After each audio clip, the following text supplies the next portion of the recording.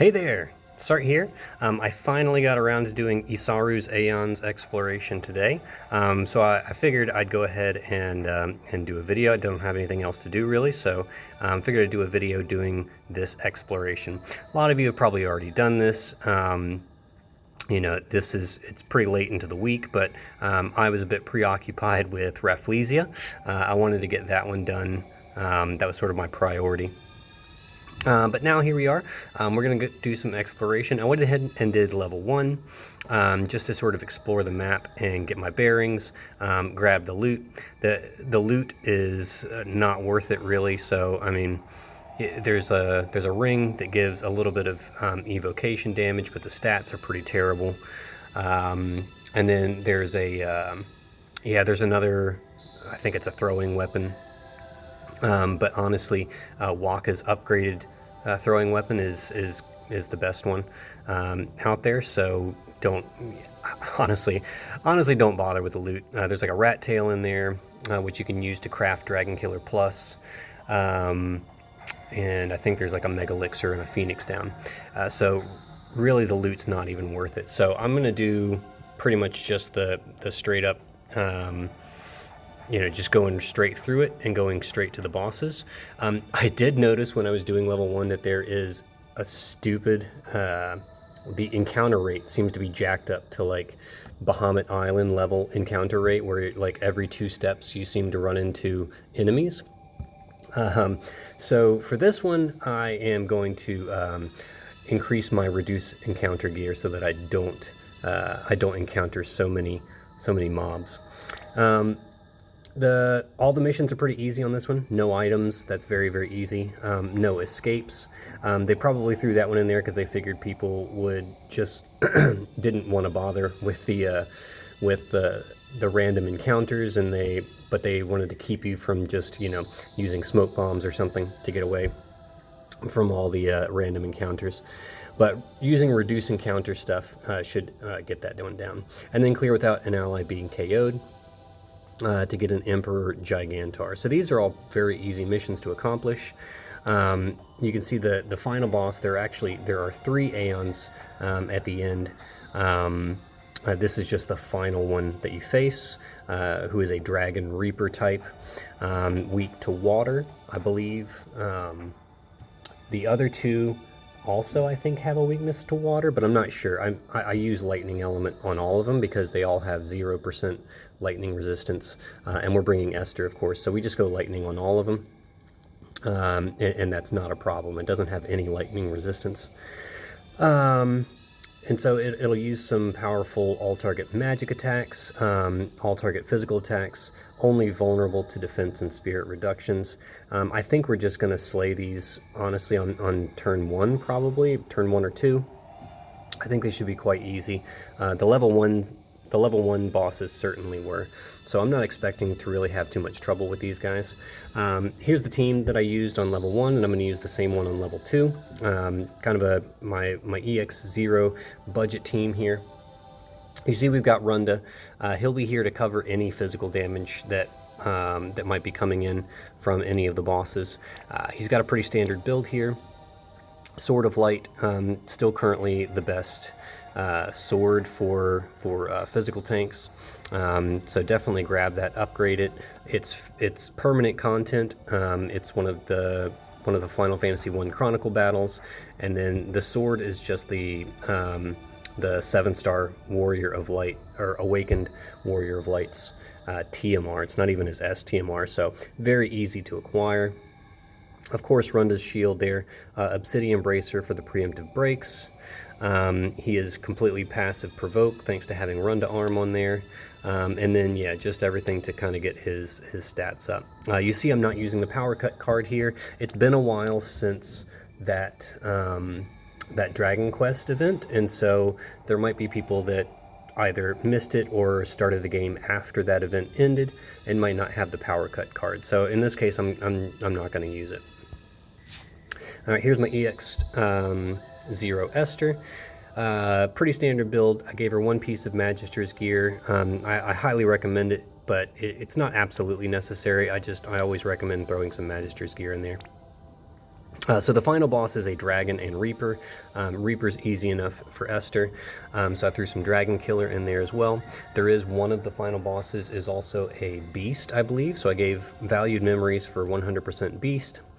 Weapons specialist gives a little bit of avian because one of the Aeons is also avian. They're all reaper, so they're all half reaper, and then the first one's beast reaper, second one is bird reaper, and the last one is dragon reaper. So here's Ling's card, just the budget option on the card. So she's got 200 beast, 175 bird, dragon, where's the dragon? 175 dragon and 250 reaper. So she should be good to go on this one, I think. Sylvie is going to be my reduce encounter unit. You know, she of course does Sylvie things with all of her support buffs and everything. I'm only going to use her base form on this one. I am not going to use her Brave Shift form. So if you only have an EX0 Sylvie, that should work just fine here for you. Now, I've given her a lot of reduce encounter gear, probably more than she honestly needs, but I wanted to give you a lot of examples of gear that you can use. I'll start with these goggles. Now, this was from a previous Final Fantasy X event, so it is not permanent. It is a limited piece of gear, but if you happen to have it, it's good because it does come with 25% reduced encounter chance, which is very nice. Artist's headdress is permanent. It's from a Chronicle battle. I honestly cannot remember which one, but you can find it in the Chronicle tab. It does in 25% encounter chance reduction. The big ones are Narshmog. Moogle of Narshmog's TMR does a 50% reduction in encounter chance. So that one's really a really good one to reduce your encounter chance on this one. And then this is just a Pterya that you get from the Mama Chocobo's Den in Visectrum. The one that shows up right under Arc Bay. You have to talk to somebody in the city that's in Visectrum. I can't remember the name of the city. City of Trials something. But yeah, you have to talk to like the little wolf guy in the inn that's there in the city, and then you'll get access to the Mama Chocobo's Den, and you can buy this Pterya for 100 star quartz. You notice I didn't even give her vision card, so I'm just assuming that, you know, this is assuming that your Sylvie, your Paladin Sylvie is EX plus 0. Should be all you need. I also gave her Diabolos Esper because Diabolos also comes with reduce encounter chance, if it'll let me show that. So that is on the board. You can see it right there in the middle of the screen. I'm on my phone, so I don't have a cursor to point it out to you, but you see reduce encounter right there on Diabolos's board. And that does do a reduce encounter chance. It won't let me, even if I long tap. I'll show it to you. I'm pretty sure it's 25%. We're just going to take a quick look. All right, there should show up from the Esper, and it's another 25%. All right, so lots of reduce encounter rate. I'm hoping I don't run into a single random encounter on this one. I am overloaded. All right, Pterya. She's here for the breaks, and that's pretty much it. She'll be in Brave Shift form the whole time. This is just her standard, you know, it's like my quote-unquote favorite set build for her. I did give her some dragon killers and undead killers. So, you know, in case she needs to do a little bit of damage, she is a water elemental magic damage unit, so, you know, some of the bosses are weak to water, so she might actually be able to contribute a little bit. So she's got 150 beast, 100 dragon, and 200 reaper. So should come in handy, I think, if she needs to do a little extra damage. Really just here for the breaks, though. Here we've got Elena. And so this is Neovision Awakened Elena. So, yeah, I just gave her some gear for some damage and some LB boost. That's what Yuna's necklace is there for. Minister's Coat also gives 50% LB damage. And then some killers, some Reaper killers and Dragon killers. Oh, sorry. And then I gave her that Friend or Foe card. This was the free one we got from the War of the Visions collaboration event. And it's actually quite nice on her because it comes with 100 attack and mag, and also gives some flat attack and mag as well, which just helps out NVA Elena. She's not going to be doing a whole bunch of damage, but she does have, let's see, she's got 150 Dragon, 150 Reaper, so I'm hoping she'll come in handy on the final boss. All right, this is the team, so let's go ahead and get in there and let's go exploring.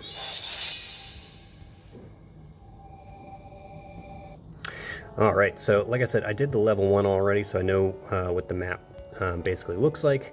Yeah, we're gonna try and just, go straight on through and do this as quickly as possible. If you need to, if you're wondering how to actually navigate the map, then I suggest going to the Brave Exvius wiki and just using that as your reference for navigating around the map. All right. Yep. So with my reduce encounter, all right, nice. Didn't encounter anything until here. All right, so we've got, this is actually kind of nice because this will show you. So there are 2 different enemies, and only 2 different enemies. They are Seyhagen and there are Flan. The Seyhagen have very low defense, and the Flan have very low spirit. So physical damage units will just absolutely slay the Seyhagen, while mages will have better luck against the Flan. I'm hoping that we can just plow through this without worrying too much about it. I was able to do it on the level 1, but this one might be a little more difficult. I don't actually know. But I'm hoping, all right, we're going to see Paladin's Offense, Bolt Egg Basket, and Compassionate Knight, just to refill her her MP. And we're just going to see how this goes. All right, so I'm looking at the Flan and hoping that we can take that one down just with Pterya. Let's see.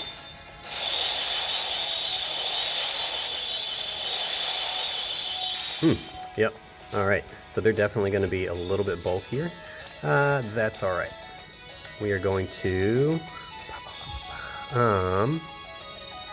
yeah, we might as well go ahead and just set up for a big burst turn, and let's do it that way. All right.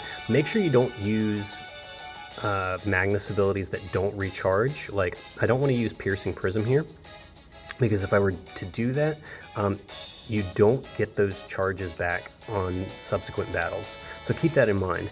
And that includes the boss battles. So you want to kind of save everything for the very last boss.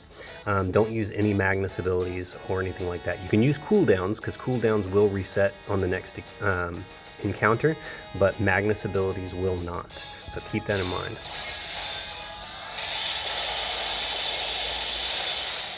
Alright, so the Seyhagen should go down pretty easy. Flan might take a little extra time, but I'm not too worried about it. Alright, so in this case, I am going to actually have, I'm going to have her do some break. Actually, is her LB up? That would be nice. Nope. Okay, no worries. Alright, so we'll just do Cactus Break. Alright, and like I said, we're assuming that our Sylvie is EX0, so I am not going to do any kind of buffs in her Brave Shift form here. We're just going to go with what we have in her normal form. Alright, so I'll use, let's do all these nice little elemental things here. Alright, and I'll go ahead and have Runda just do his LB, why not? Okay, so I'm interested to see how this does on the Flan. Elena might have better damage on the Flan because she's got hybrid damage, so we'll see how it goes.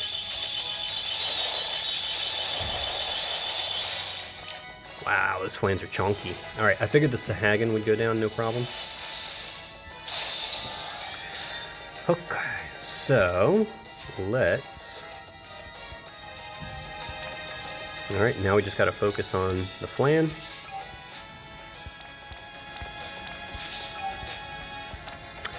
Okay. Now I'm actually, I'm gonna go back. I'm actually not gonna use Esther's Magnus on this one. Because just in case we do happen to kill it, I don't think we're gonna kill it on this turn, but I wanna make sure that her Magnus isn't used up before we encounter the bosses, okay? And Sylvie honestly doesn't need to do really anything here. I'm just gonna do Compassionate Night to refill everyone's MP.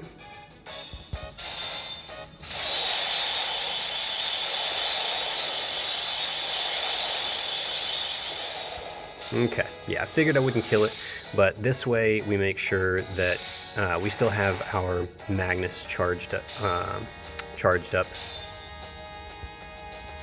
All right. Oh, seriously? Her LB's not filled up? Okay. Well, what are we gonna do about that?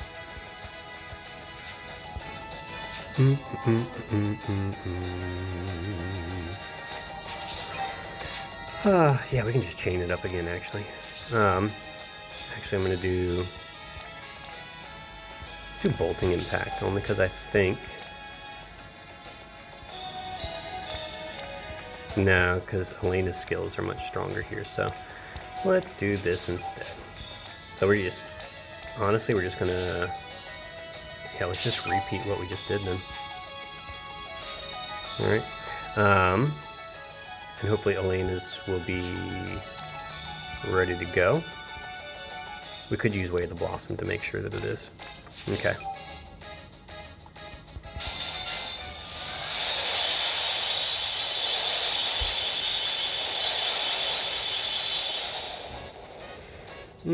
Flan's are chunky. Yeah, I mean, if you bring a proper mage, then it's probably not as big of a deal. Like if I'd actually geared Pterya properly, probably would have been fine. All right, so we should kill here without worries.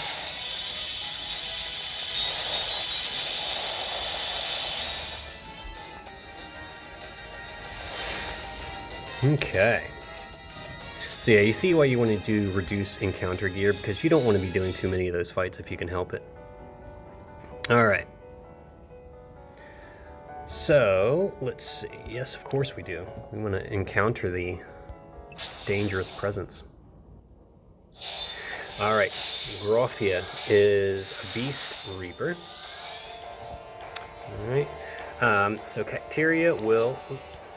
What in the world? Okay, Pterya is just going to do Cactus Break, followed up by... I will just do a couple of Oasis Retributions. And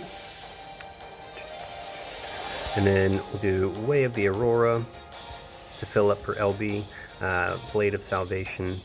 We'll just do double Blade of Salvation, why not? Alright, Esther's going to do True Stormbrand, Bolting Slice, Calm Before the Storm. Like I said, we're going Lightning Element all the way here. Paladin's Offense, Bolt Egg, and Elemental Vines for the magic mitigation. Runda will just LB. Okay, and I believe that should do it.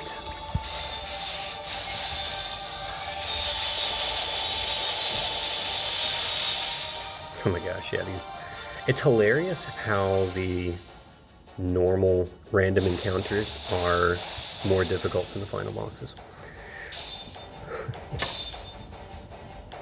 Find that pretty hilarious. Alright, so we're just going to LB here and finish this fight.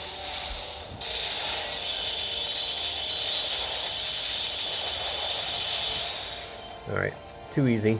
This just makes sure that Esther's Magnus ability is recharged. If your Esther is much stronger than mine, then you probably don't want to use her Magnus on that turn, just to be safe. Alright.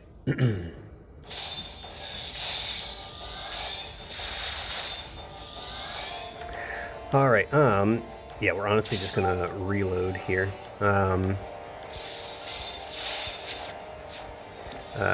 Yep, Esther will again set up. Elena will again set up for a burst. We can use Piercing Prism on this one.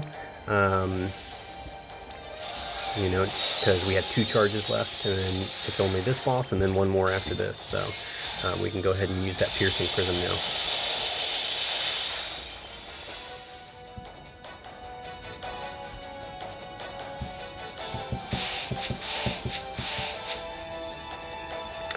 All right. So yep. Now we're going to. All right. Bunny Bolt Blitz. Finish this one off.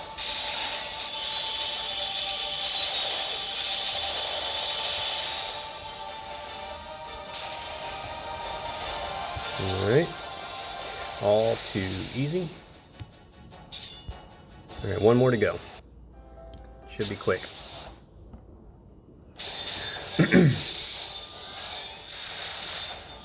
Alright, once again we're just going to reload. Actually, Pterya, I'm going to have her do her LB on this one for the higher breaks to start off with. But everyone else is going to reload. We're going to do something a little different with Esther because we're going to use her Energizing Bunny for the Reaper buff on this one. And then Calm Before the Storm. And then Elena, she actually doesn't need to do... yeah, we'll go ahead and just do it. Alright, Way of the Aurora, Blade of Salvation, and Piercing Prism.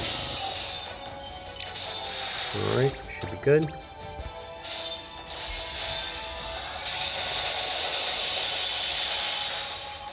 Okay. Next turn we are going to Slay.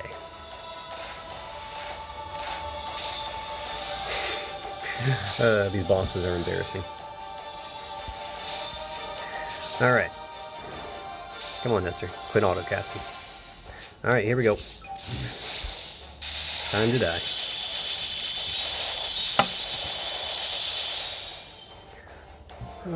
Overkill much? Yeah.